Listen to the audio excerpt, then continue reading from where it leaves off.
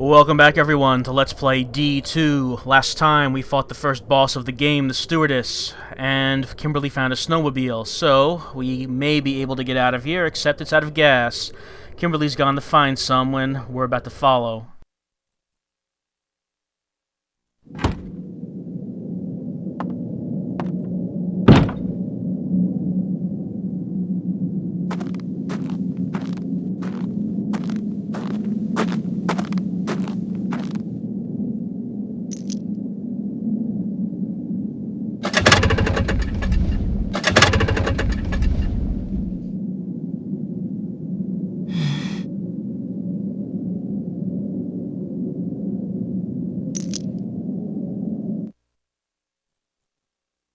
Laura's attempt to take the snowmobile and leave Kimberly behind, unfortunately unsuccessful.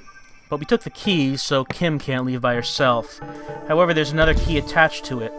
Now, if we had explored this entire map beforehand, we would have seen that by the mining area, there is a truck. That does seem to be the only thing that we could use a key for, so that's where we're going to be heading. There's actually nothing left at the crash site. That boss was the only thing to find there. So in the underground mine, the only location left on the first map. And it's about a 10-minute walk to get there. It's a little bit lengthy, so we're going to speed things up a bit.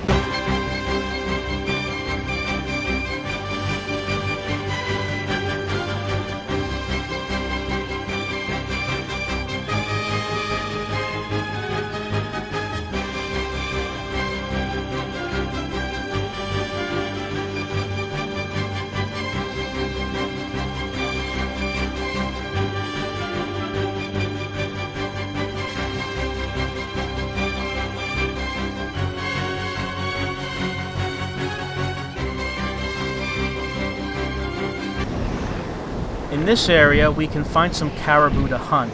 Caribou are worth 3 meats, and they're a bit more difficult than hare. They appear for about a second before they start running. And even though they're much larger than the hares, they're very difficult to hit when they start running. If you look in the background, you can see one running around right now. All the animals in the game run much faster than you can aim. Caribou don't disappear instantly after missing a shot, but they start running faster, and will most likely run off the screen before you're able to get another shot in.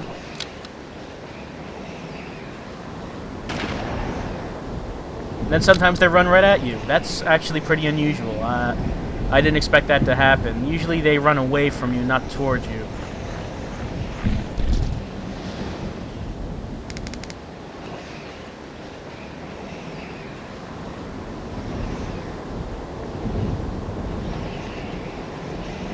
I don't know if it's really worth the time to try to hunt down caribou, considering hare are so plentiful.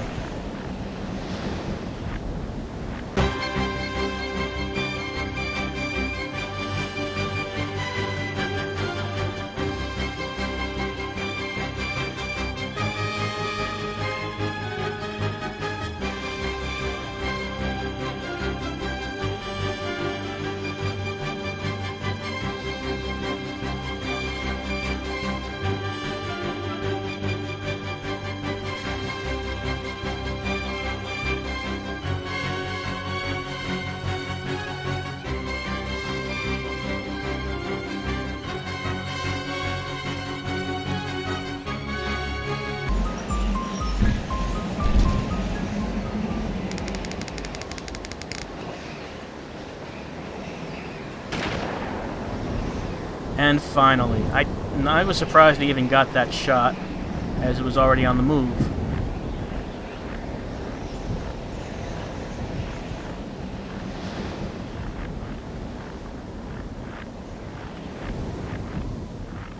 Up here is yet another type of animal, the snow grouse. The snow grouse is only worth 1 meat, and it is the easiest one to hit, because it stays still until it notices you, and then it flies away. But before it notices you, it stays perfectly still. I don't even know if it is possible to shoot a flying grouse.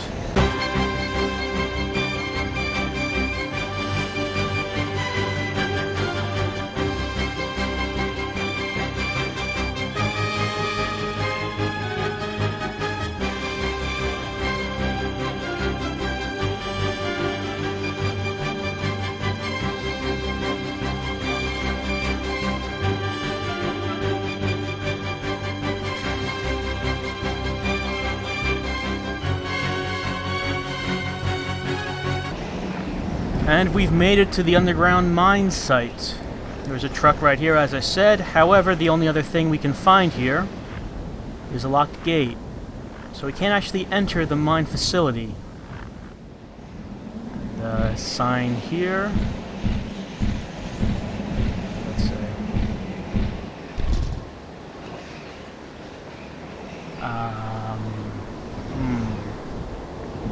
Can't quite make that out. Anyway, the only other thing of interest around in this area is a red first aid spray around one of these poles.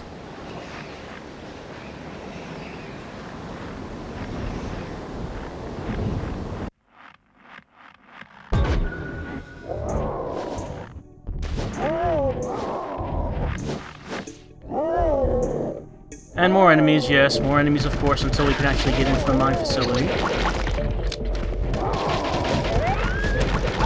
This, of course, as you might imagine, is kind of the annoying part of actually doing any kind of exploration in this game.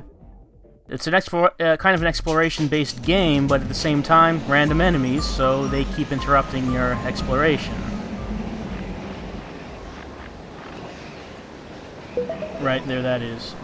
Okay, now that we found that, let's have a look at this truck and see if our key fits.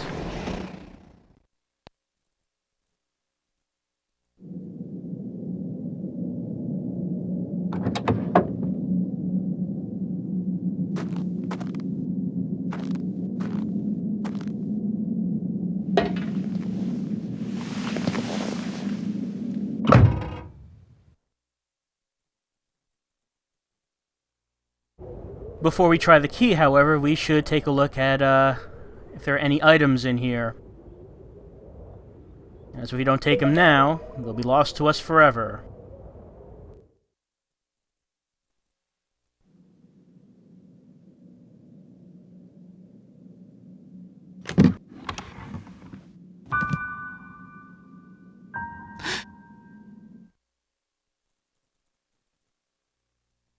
Gasp, shotgun shells.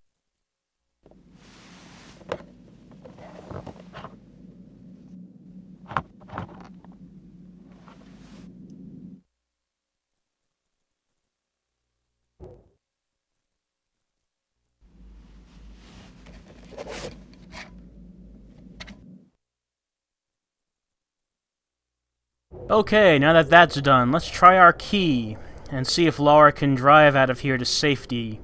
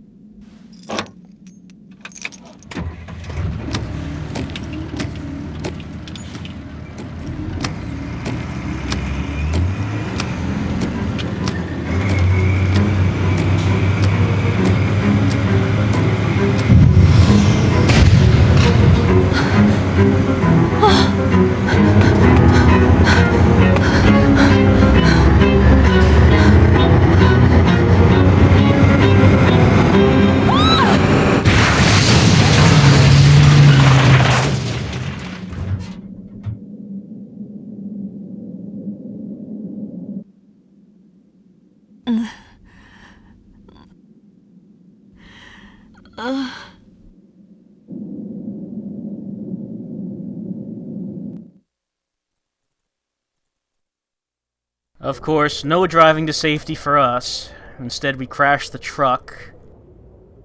Pretty much the worst thing we could do with this, so apparently we can't use it anymore. Let's get out of the truck and see what we can do.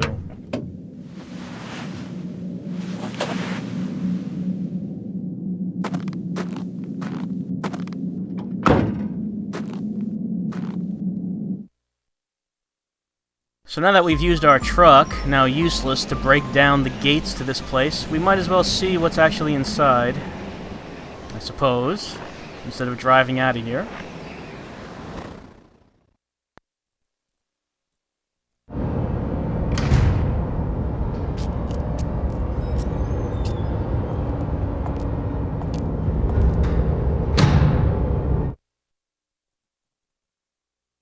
And first, let's turn to the right, so we can see a couple of easily missed items. Another red first aid spray, and more shotgun shells.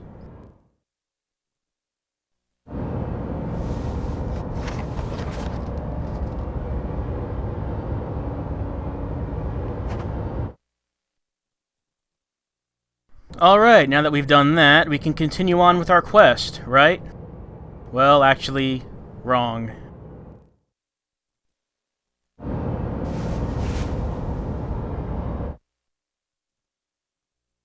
There's a keypad, and we haven't actually gotten a passcode at any point in the game so far.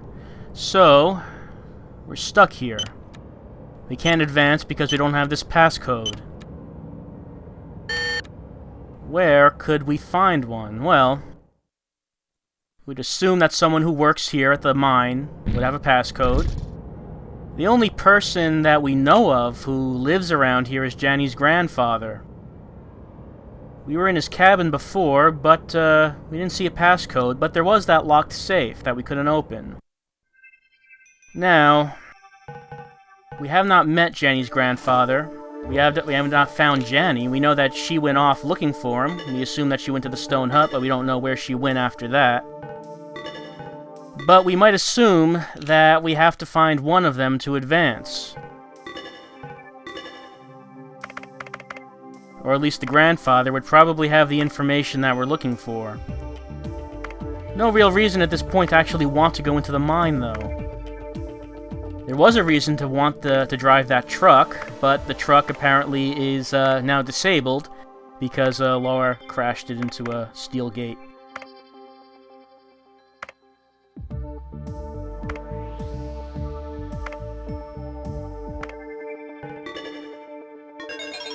Now, one thing that I just want to mention here is that when we leave this building, it's time for the next boss fight. Yes, the second boss already. Oh, by the way, I'm a hair sportsman now because I shot so many rabbits. So my rank went up. As for the boss, I'm not actually going to say anything during this boss fight, because this boss talks quite a bit. He talks enough for both of us. So I'm just going to clam up and let the boss do the talking.